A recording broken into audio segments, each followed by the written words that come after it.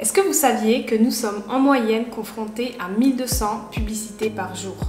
Non mais vous imaginez, il y a 1200 marques qui essaient de nous vendre un truc tous les jours. C'est énorme.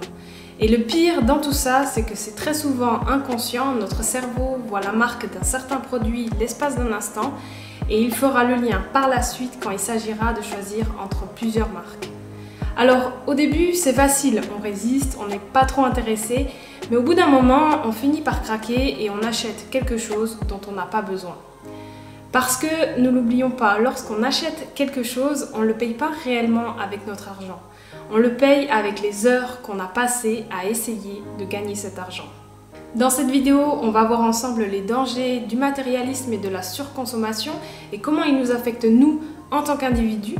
Et dans un deuxième temps, je partagerai avec vous les astuces qui m'ont évité de tomber dans le piège du toujours plus en espérant que ça puisse aider certains d'entre vous. Et pour ceux qui sont nouveaux ici, moi c'est Margot et sur cette chaîne je parle de finances, d'indépendance financière avec une pointe de minimalisme. Donc si ce genre de contenu vous intéresse, n'oubliez pas de vous abonner.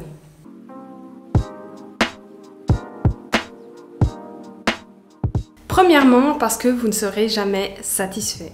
C'est un fait. Vous serez toujours en train de courir derrière quelque chose, que ce soit le dernier téléphone qui vient de sortir, la dernière paire de chaussures qui irait super bien avec cette nouvelle chemise que vous venez d'acheter, ou encore ce nouveau mixeur qui a l'air super cool. En fait, on est bloqué dans cette roue infinie qui ne s'arrête jamais parce qu'on n'aura jamais assez. Comment peut-on se sentir accompli et heureux quand on court après l'argent et les objets ? Parce qu'il y aura toujours quelqu'un qui aura plus et qui aura mieux. Ça sera peut-être votre collègue qui viendra de s'acheter le dernier téléphone avec un appareil photo qui fait les plus belles photos du monde, ou alors ça sera votre meilleur ami qui se sera mieux habillé aujourd'hui, ou encore votre voisine qui vous dit genre qu'elle revit depuis qu'elle boit des smoothies au brocoli grâce à son super mixeur.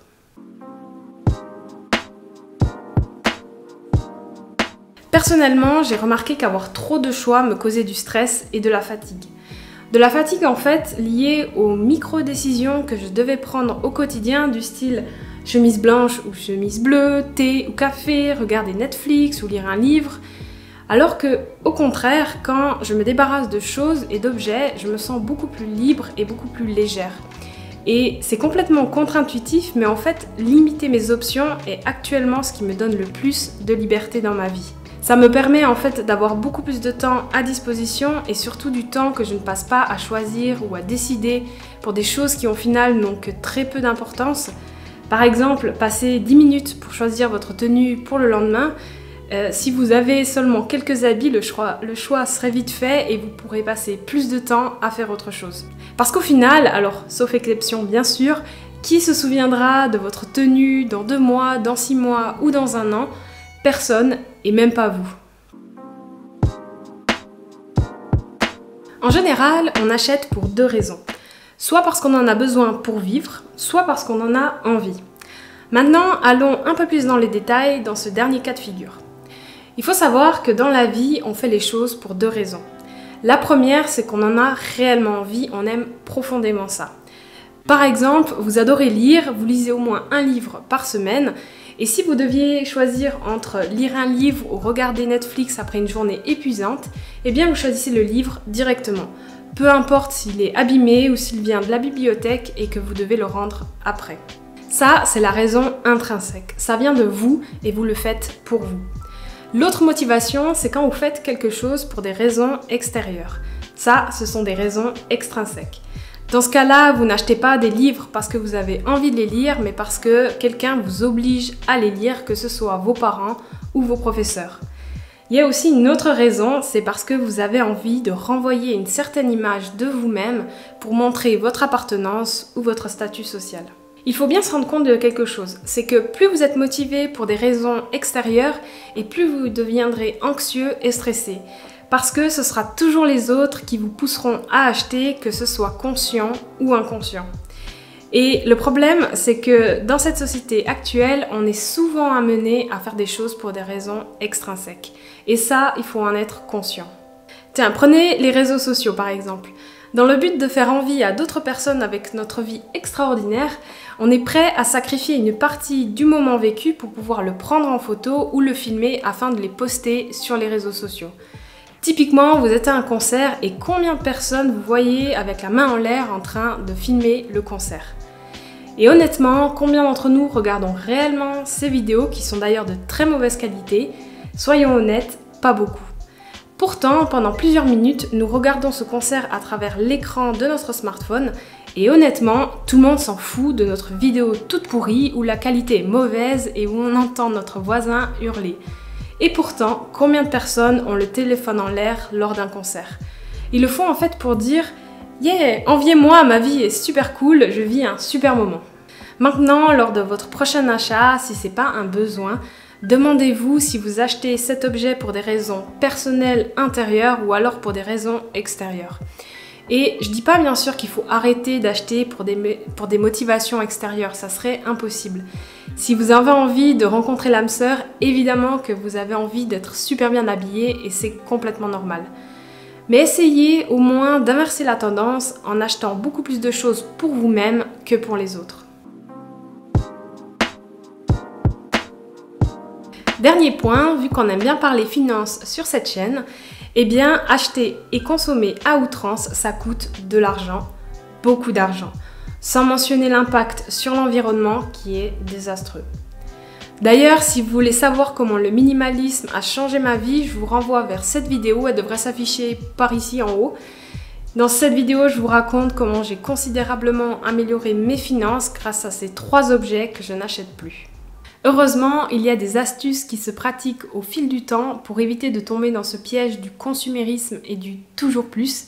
Grâce à ça, on va pouvoir se concentrer sur ce qui compte vraiment et avoir beaucoup plus de temps à disposition.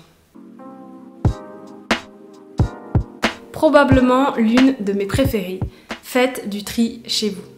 Quand j'ai commencé mon voyage vers le minimalisme, c'est à ce moment-là que je me suis rendu compte de toutes les merdouilles et objets de mauvaise qualité que j'avais accumulés au fil du temps. Quand j'allais dans mon armoire et que je voyais finalement que j'utilisais que 20% de tous mes habits, à ce moment-là, je me suis rendu compte que tous ces achats étaient inutiles. Et désencombrer mon appartement a été le plus libérateur pour moi. Parce que finalement, je me rends compte que je n'avais pas besoin de tout ça.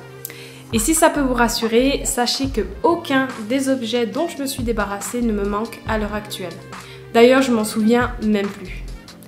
Et comme je l'ai dit, limiter mes options est actuellement ce qui me donne le plus de liberté dans ma vie. Passez du temps de qualité loin des écrans, que ce soit sur votre téléphone, sur votre ordinateur ou encore sur la télé. L'idée ici, c'est de faire des jours off, un petit peu déconnectés du monde virtuel, en allant par exemple faire une rando de quelques jours, ou encore en passant une semaine à l'étranger, ou une semaine de festival. Et c'est dans ce genre de moment qu'on apprend réellement à se connaître. Et pas besoin de partir à l'aventure loin de chez vous. Vous pouvez simplement essayer de limiter l'utilisation de votre téléphone au quotidien. Regardez combien de temps vous passez sur votre téléphone et essayez de réduire d'au moins 15 minutes par jour la première semaine, puis de plus en plus au cours du temps. Essayez aussi par exemple de faire une semaine sans Netflix et à la place jouer à des jeux de société ou encore vous pouvez essayer de prendre du temps pour lire la biographie de quelqu'un qui vous inspire. Parce que mine de rien, le fait de consommer tout ce contenu sur internet, que ce soit du divertissement ou à titre informatif, on devient en fait une sorte de mélange de tout ça. On est modelé par les publicités et on a toutes ces influences indirectes. Et à la fin, ça transforme petit à petit notre manière de voir les choses. Alors bien sûr, on remarque rien à l'échelle de plusieurs semaines, mais sur des années, ça va faire toute la différence. Et d'un autre côté, réduire ce temps d'écran vous permettra de limiter vos achats pour des raisons extérieures.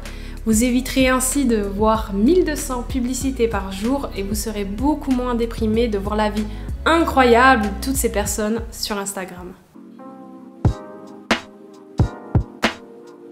Maintenant, quand on veut quelque chose, quasiment n'importe quoi, on peut l'avoir le lendemain, certaines fois le soir même.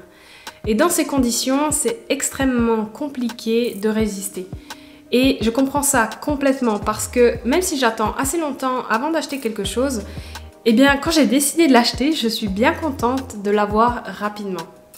Et ça, c'est quand même fou quand on y pense, parce que moi, quand j'étais petite et que moi j'ai grandi à la campagne, il fallait faire 30 minutes de voiture à la ville pour aller acheter quelque chose. Et en plus de ça, il fallait souvent attendre le week-end parce que la semaine, on n'avait pas le temps. Et je peux vous dire que dans ces conditions, ça dissuadait pas mal d'acheter quelque chose. Et si vous voulez acheter quelque chose parce que vous avez eu une mauvaise journée ou parce que vous essayez de combler un vide, essayez d'en prendre conscience au moins dans un premier temps. Après, essayez d'attendre au moins le lendemain avant de faire un achat et vous verrez que vos achats impulsifs seront réduits par 2.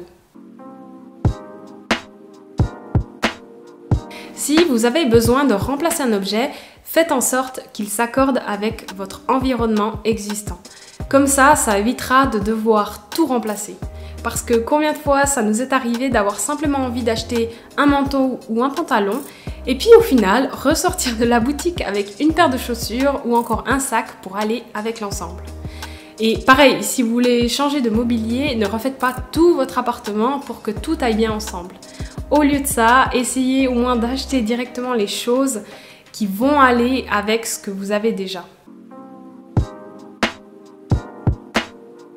Au lieu d'acheter 5 t-shirts chez H&M à 10 €, privilégiez l'achat d'un seul t-shirt de bonne qualité à 50 €. Au lieu d'acheter des téléphones pas trop chers et de qualité médiocre, attendez un petit peu et achetez un vrai téléphone qui durera plusieurs années. L'environnement vous dira merci par la même occasion. Et parfois, il faut aussi être honnête avec soi-même. Si vous n'avez besoin de rien mais que vous avez envie de dépenser de l'argent, alors dépensez-le au maximum dans des expériences. Concentrez-vous sur les bons moments que vous pourriez partager avec vos proches. Je sais pas moi, faites-vous un restaurant gastronomique ou alors un week-end dans une cabane dans les bois ou même voire une semaine dans une capitale européenne. Peu importe en tout cas ce qui vous fait plaisir. Et n'oubliez pas une chose, c'est que vous n'êtes pas défini par votre compte en banque ni par la taille de votre maison ou encore le nombre de paires de chaussures que vous pourriez posséder.